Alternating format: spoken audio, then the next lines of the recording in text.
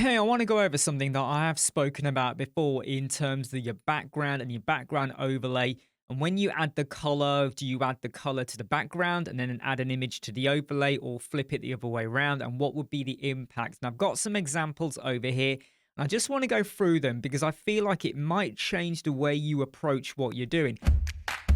Over here, we have a child container, and this has got a background image. There is no background overlay added at all, even though it says 0.7. You can ignore that. We just have an image. So if you were to add in an image to your page, just as it is, full resolution, whatever width and height you want to go for, this is how it would look.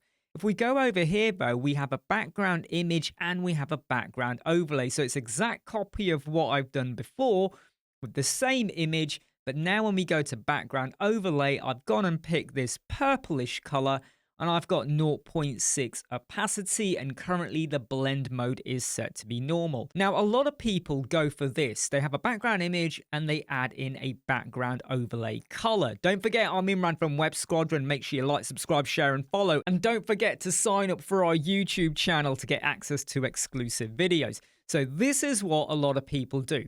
And I'm sure a lot of you are nodding and going, well, yeah, that's kind of what we see in a lot of tutorials. One of the reasons I don't always like just adding an overlay color is that what happens is it starts to mix very much with the colors of the image. And what you get is a distortion in a way of the imagery. So maybe there were some strong colors in here and it starts to feel washed out. You lose a bit of the detail. Now, what happens if instead of using the normal blend mode, you went and used multiply? So we go over here, we got the same image. No, sorry, I said that wrong. What if you flip it the other way around? So instead of doing the background as the image and then the background overlay as the color, flip it. So now my background is the color. Okay, before I had the background image and the background overlay color. Now I've gone background color. All right, and I'm going to leave these up here just so you can see the difference. So the background is the color. The overlay is now the image, and I've gone and set the same bottom left position and all of that. And then I've set my opacity to be 1 because if I didn't, all you would see is the color. And then I've selected blend mode to be multiplied. This is what normal would look like. Because you've got the image on the overlay and your opacity is set to 1, if I was to drop it, now we're getting close to what we had before. Well, I don't want that. I want to go for full opacity. Well, when I say full opacity, it's like no opacity, even though it's opacity 1. I always hate the way these work. And then I've set it to multiply, and it forces through that color. And what you get is, yes, there is a bit of distortion, but can you see, if you look at that Radio City sign there, look at it over here, it looks washed out. Over here, it is still washed out to an extent, but there is a bit more clarity and sharpness, and it feels more moodier. This feels washed out. This feels like it captures the mood a little bit more.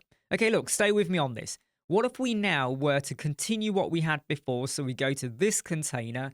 Same thing again, we got a background color, the same purple color, and this time when we go to use the background overlay, we've picked the image, and this time instead of picking multiply, we pick luminosity, again opacity 1. So let me just remind you, if that was your multiply, what we had before, if we go for luminosity, and again, a lot of people overlook a lot of these like extra blend mode settings. They just go, image, color, and that's it, we're done.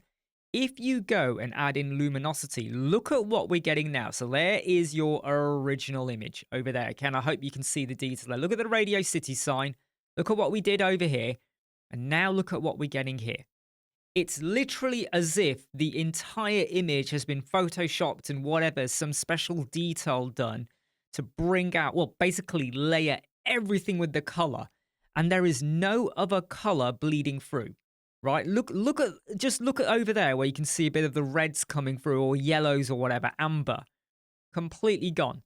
So if you want to have or get an image to fit your branding, how much of an issue can it be when you've got stock images because the client hasn't got any images, or they've given you images, but the images completely go against the palette or the color branding of the logo or what you're doing with the website? Isn't that really annoying?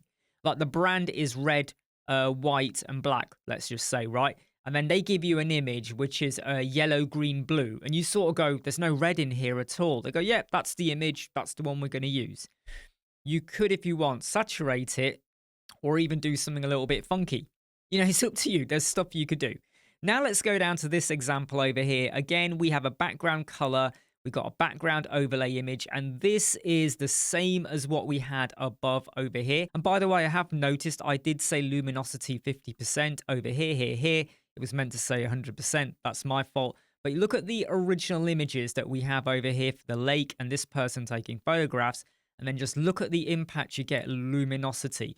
So this is what the different effects, you know, take note of these 4 images here. The different styles you're going to get when you flip it around. So rather than setting your background to be the image and then your overlay is your color, I mean, it can work for you, but if you go and do something like this instead, you're going to get some different effects that can, I don't know, just make your web pages pop a little bit, especially when you have a color brand problem. I'm Imran from Web Squadron. Like, subscribe, share, and follow. I'll see you soon. Take care. Bye.